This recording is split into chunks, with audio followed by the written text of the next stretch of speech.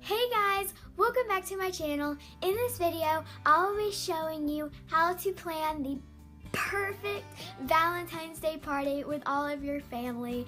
And I will also be telling you what I will be doing for my Valentine's Day party this February. And it is so much fun. I invite all of my family and it always gives them something to look forward to this February. And I will be just giving you some suggestions. And yeah, check out all my videos and subscribe. Before I go on to the video, of course, I have a 5-second challenge for you. This time it's 5 seconds, not 7. I tricked y'all. But I want you to subscribe and turn on post notifications. That notifies you every single time I upload a new video, so you can watch all of my videos. And also give the like this video, and yeah, so here we go.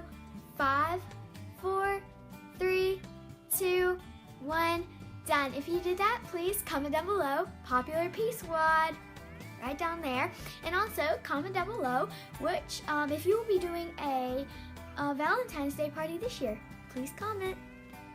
So now let's get on to the video. Okay guys, so first I will be sharing my suggestions for, well, not suggestions, but what I am doing for my Valentine's Day party. Oh, I almost knocked over the camera. But so first step to making a perfect Valentine's Day party is you gotta have desserts. So I will be making homemade donuts, because I can't afford the other ones, because I can't afford buying it from Krispy Kreme or Dunkin' Donuts or something, but still. But I really love this recipe, and I got it from Nerdy Nummies, and I will put a link in the description below for that recipe if you want to try it out for your Valentine's Day party. And remember, comment down below if you're having a Valentine's Day party. Thanks to me. So yeah, that is the first step. Okay guys, for step 2 of having the best Valentine's Day party, it is decorations.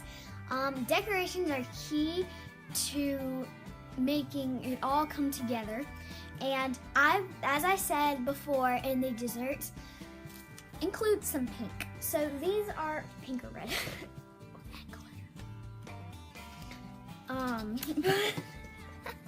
Awkward moment of silence.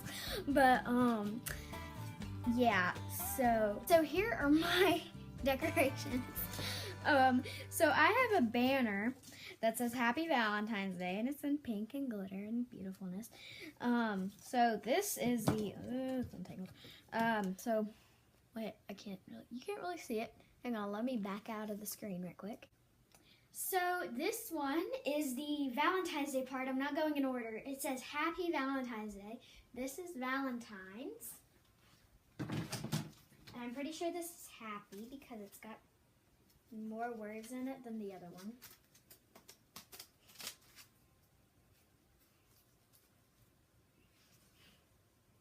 This is what I get for buying a banner for $3. The Y fell off. So, Happy Valentine's Day. I can hot glue that back on. Hang on, wait. Hey, let's just, yeah. There we go.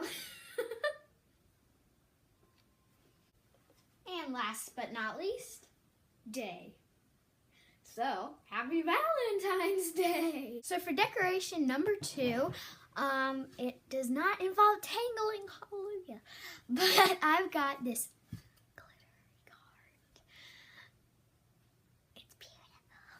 and I will put this probably either in the middle of my table or on my island. And you always want a centerpiece, either fake flowers or something, something pink. As I said, always use pink, red, or white with a little bit of pink in it. Ooh, look, it's reflecting off my face. All right, yeah, it's very beautiful. Decoration number 3. That was a terrible accent. Fake flowers. yeah, just don't tell anyone that they're fake. You can use real flowers or fake flowers, but you can use these year after year if you keep doing Valentine's Day parties, but actually it doesn't matter because you can keep buying roses, but just don't let anybody smell them. They don't smell or touch them. But if you put like the heart on your table, then I would put these like on the counter or the island. I probably will do that. I'll probably put this on the island and this in the table because you always want a centerpiece, as I said earlier. Depending how many flowers you have, use a skinnier vase if you've only got like 3, like me. This is the only one I got. I got these from the dollar store. And whenever you are decorating for anything, birthday parties, maybe not weddings, birthday parties, Valentine's Day parties, or 4th of July parties, dollar store is your best friend. Unless you're buying fireworks, don't do that. They're probably, you can buy sparklers, but that's it. But yeah, these are pretty amazing. Step number 3 to planning the best Valentine's Day ever: have a clipboard or notebook handy, because they're your best friend when you plan. If you don't have, like, already buy the stuff, if you haven't bought the stuff already, you can plan it, put it in a planner or something. It's your best friend. Step number 4. Please forgive me if I am, comment down below if I'm doing this wrong, because I can't remember. 1, 2. Yeah, I think I'm on 4. Or it's just me, I have a bad memory or something. But to planning the perfect Valentine's Day party, you need food. Your guests will not like you very much if you do not have food, because donuts or cake or whatever is not enough, especially, yeah, they're not. So every year I get pizza. I don't make pizza. My mom does. But I buy pizza. I order it from Pizza Hut or Papa John's or something. This year I'm ordering from Papa John's, and it is it's easy, but if you like want to make it more like fancier, you can make something different. I would not suggest like escargot or something fancy like that, but yeah, just if you want a fancier party, my parties are never that fancy, but still, they're pretty awesome, but that's a brag, but they still are pretty good. I mean, takeout pizza is pretty good, but still, you can use whatever you like. So you can come up with your own ideas for food, but you gotta have it. Just saying, you gotta have it. So step number 5. Wait, that's 10. 5 to a perfect Valentine's Day party is games. You gotta have games. No matter if it's a birthday party or whatever, you gotta have games. So, the game we will be playing, you want to have a host, which will probably be me, the person who's planning the party, unless you have a husband or a boyfriend or something like that.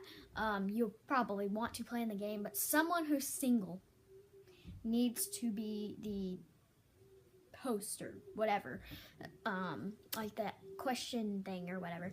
But we will be playing the newlywed game this year. Of course, I'm the host, and I said that like a million times. But yeah, we'll be playing the newlywed game, and it is so much fun. And how you play is your if you have a big table, like the men sit on one side and their wives sit across from them on the other side of the table, and whoa, there's windy out there. Sorry, got distracted. And then you ask them a question. The host asks them a question, like for the men. If they ask one question for the men and a couple questions for the men, and a couple questions for the girls, like so. For the question for the men, if your wife was an animal, what animal would she be? And then they write theirs on a note card or board or dry erase board or something like that. I recommend a dry erase board because it's like bigger than a note card. And then the wives write down their answer, what they if they were an animal, they would be this animal, and they write it down, and the husbands write it down, and they flip it up, and then if they got their matching cards, then they get a point. That couple gets a point. But if they both get it, they still get a point. Yeah. So it's very fun. Just look up how to play the Newlywed Game, and you can look up questions and stuff. It's pretty fun. Step number 6. Yeah, 6. Always get the perfect invitations. And on my computer, I have the Paint app. I'll maybe put a picture right here. Maybe, I don't know. And you might have it. And you can use different colors, and you can draw stuff on there, and you can choose different shapes and stuff. I use it for all my invitations, and I use it for just like coloring when I'm bored or something. And it's so much fun to make invitations, or you can just handwrite them if you want to be professional like me. You can use the Paint app on your computer. Don't bother looking it up on your phone, it's not on there. But yeah, it's you can choose from different like different, by the way, it's already on your computer. You don't have to like buy it or anything. And also, more than 3 people would be acceptable, I think. Yeah, just more than 3 people to invite. Step number 7. Yeah. Why do I keep forgetting this? So step number 7 is make sure to have like themed like plates and napkins and stuff. And cups and stuff. And make sure you get a variety of drinks. Like I usually get a couple cans of Coke and a couple cans of Sprite, depending on how many people I have. And I always have water, like a pitcher, yeah, that's the word, pitcher of water near all the drinks and stuff. And I usually go to like the Dollar Tree, of course, remember, Dollar Tree's your friend, and get like plates with hearts on it, cups with hearts on them, and like maybe red or pink forks, spoons, and knives, and plastic ones and stuff. Yeah, it's pretty cool.